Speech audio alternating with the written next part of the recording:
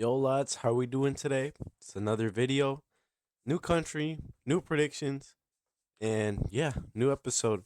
So today we are going to be talking about England, clearly, and yeah, let's get started. So what? England is a very I wouldn't say they have annoying fans, but it can get annoying to a point, to an extent. They just make you want to pull your hair out. You understand what I'm trying to say? English fans are low key kind of delusional when you talk about some games or sometimes, but I just don't understand.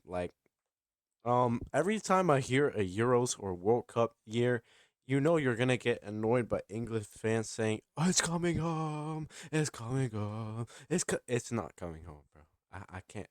I hate to. I hate to tell you. I hate to break to you, but it's not coming home.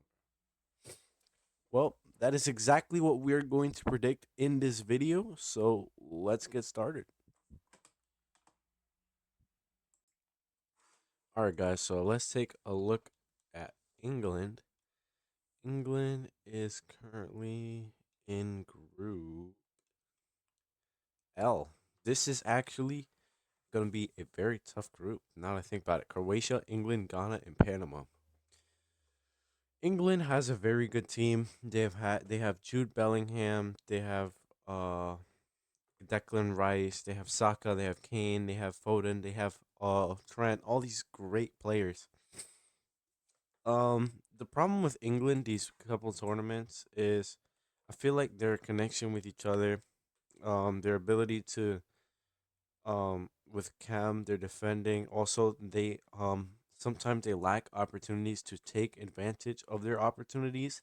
So when we talk about France versus England at the World Cup quarterfinals 2022, I remember when England, I was watching it here in my house with my dad. We were watching England versus France, and this is the game where Chouameni scores the banger, and then I don't remember France's second goal, but I do remember Harry Kane hitting a penalty, and then the 88th minute for England to tie the game. Um, England go to VAR and they get a penalty. Harry Kane takes it, he sends it to the moon. And this is where we get that iconic Mbappe laughing thingy. Um, but let's take a look at England. Let's see how they're doing right now.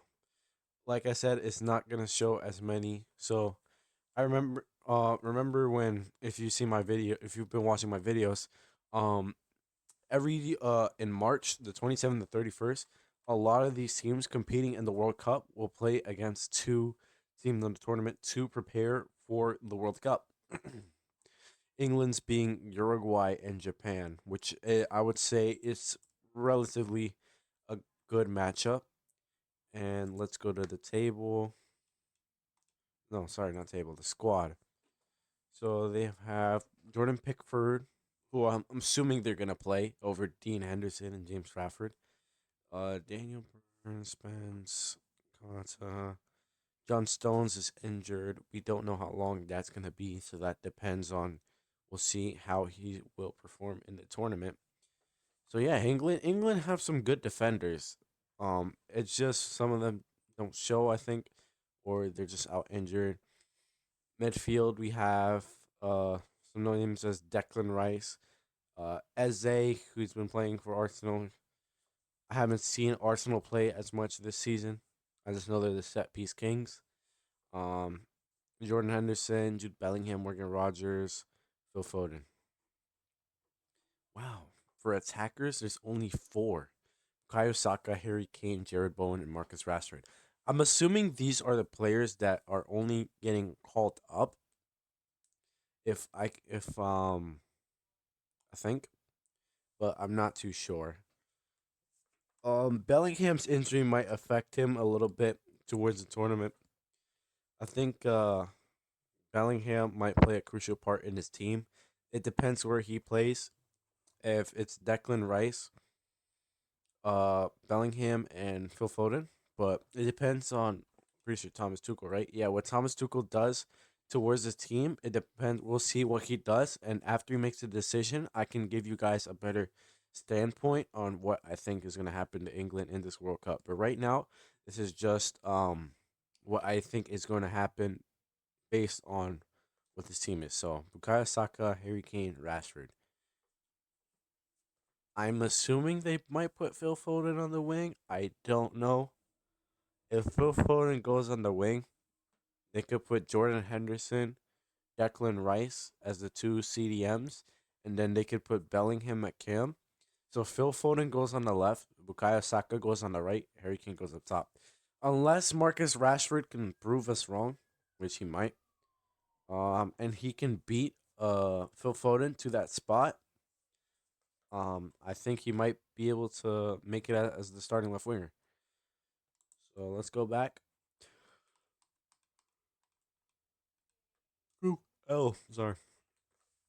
Croatia, Ghana, and Panama. Ghana have, I think they're one of the, what's it called? The dark horses. So like the underdogs. Colombia too is an underdog. I'm going to talk about them later in the series. But for now, talking about England. Croatia, who's also a very big team. Let's see how they're doing. They're doing 11th, so might make it. Oh wow! So Colombia is gonna play Croatia. So Colombia would play Croatia and France, which I covered yesterday. So England have a pretty good road towards the World Cup. I think England, it's gonna be between England and Croatia for first and second. I don't see it going either way unless something proves me wrong.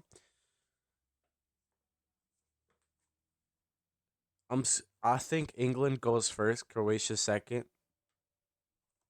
As much as I think Croatia does have a chance, but Luka Modric for Croatia, I don't think. Wait, if he doesn't play, if it's the last world, or if it's his last World Cup, he's gonna be older now.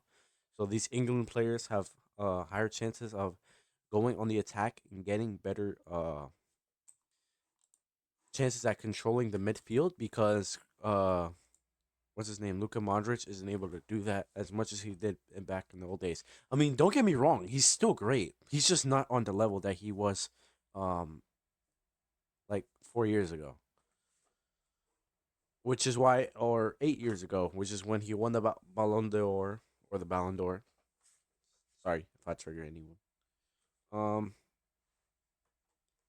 so I think Ghana gets third. Panama goes home. If we go here, let's see. No, let's go back. Sorry. L. This would be L, so they would go to L1. So let's go to the World Cup knockouts. L1. Let's see here. So L1 would play against a third place team. It's one of the third place teams between E and H. Let me see that. So it's in this group and for this group. So it might be Saudi Arabia, according to my predictions. And I want to say Ivory Coast. So England does have a good chance at going through. I'm gonna say, where do I think? I'm gonna say quarterfinals. I'll say quarterfinals because England does not have that team as much as they did 4 years ago. Don't get me wrong. I think England has a great team. I think they're going to do well in this World Cup. So yeah, just concluding. Basically, I think England has a good chance. Well, they do have. They can get good chances if England they take advantage of this. England can go far in this tournament. Hear me out. But it is a World Cup. I'm gonna keep saying it as much as it takes, as long as it takes for you guys to understand. It is a World Cup, so anything can happen. For all I know, Uzbekistan can win the whole thing. But hey, we don't know. Plus, it's that World Cup time. So that is it for the video. You guys heard it here. England. I'm not gonna jinx it. England are making the quarterfinals. Trust. Well, that's it for today, y'all. I love y'all boys and peace.